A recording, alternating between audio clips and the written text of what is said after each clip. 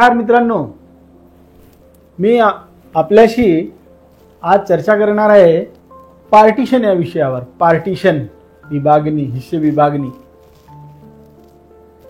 मित्रांनो, आपण बघत असतो की जेव्हा मिळकत आहे एखाद्या व्यक्तीकडे, ए नावाची व्यक्ती आपण बघूया, प्रॉपर्टी आहे, त्यांना बी नावाचा मुलगा आहे, सी नावाची मुलगी आहे. म्हणजे एका व्यक्तीला एक मुलगा एक मुलगी अशी 3 जण आहेत.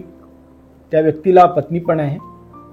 आणि आम्ही जे एक वकील म्हणून न्यायालयामध्ये आपण बघत असतो की मुलीचं लग्न झालं, ती आपल्या सासरी नांदायला जात असते आणि मग वडील किंवा तिचा भाऊ ते फक्त वडील आणि मुलाचेच नाव सातबारावर किंवा रेव्हन्यू रेकॉर्डवर ठेवत असतात आणि त्या बहिणीचा म्हणजे त्या मुलीचं नाव रेकॉर्डवर ठेवत नाही.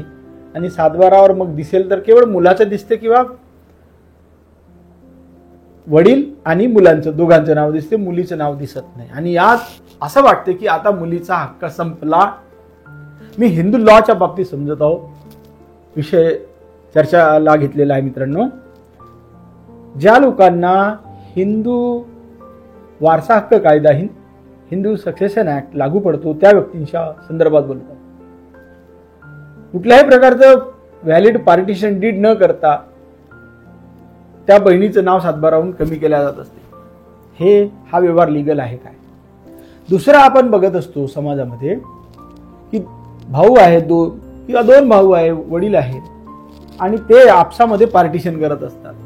एका स्टॅम्पवर लिहून घेत असतात, म्हणतात की आजपासून सर्वे नंबर 2चं शेत 1 नंबरच्या मुलाला जाईल, सर्वे नंबर 3चे शेत या 2 नंबरच्या मुलाला जाईल, आणि वडिलांना काहीच दिला जाईल असं लिहिलेलं नसतं किंवा लिहिलेलं असेल पण आपसात करतात.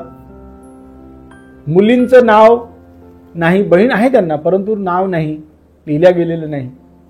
त्या दस्ताच्या आधारे नाव चढवतात, रेव्हन्यू रेकॉर्ड होत असतो. यांना वाटतं की आम्ही मालक झालो, सगळं झालं. जमीन कधी कधी ॲक्वायर्ड पण होत असते, कंपनी करतात किंवा सरकार ॲक्वायर्ड करत असते.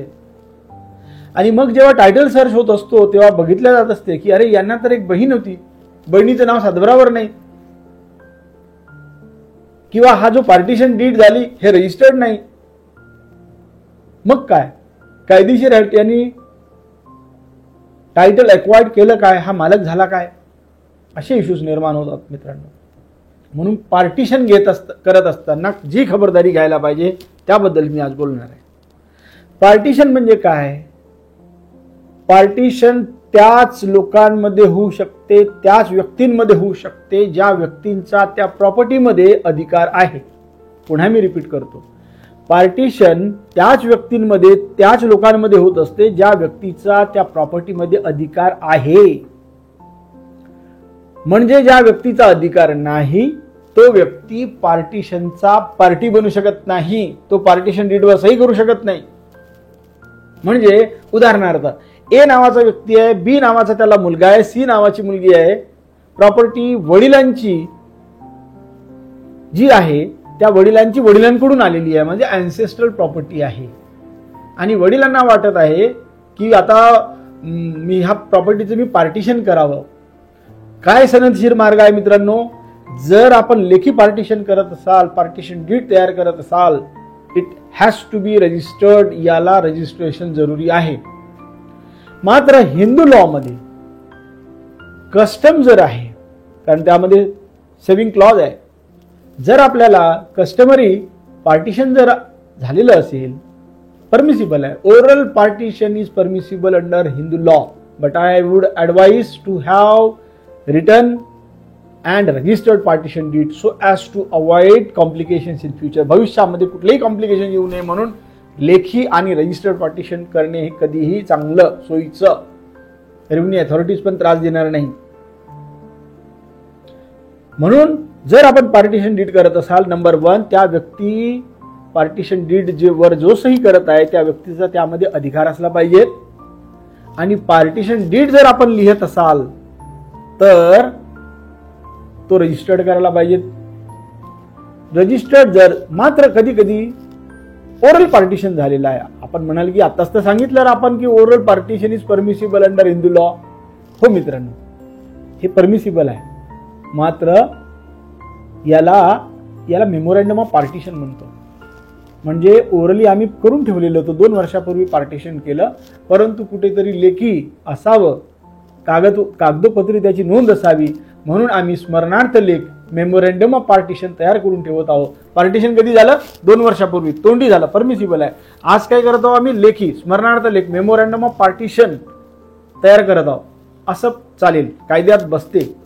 मात्र तुम्ही असं म्हणत असाल की आजपासून आम्ही पार्टिशन करत आहोत, म्हणजे पार्टिशन क्रिएट करत आहे आजच्या घडीला, मग रजिस्ट्रेशन करायला पाहिजे, सोयीचं राहील मित्रांनो.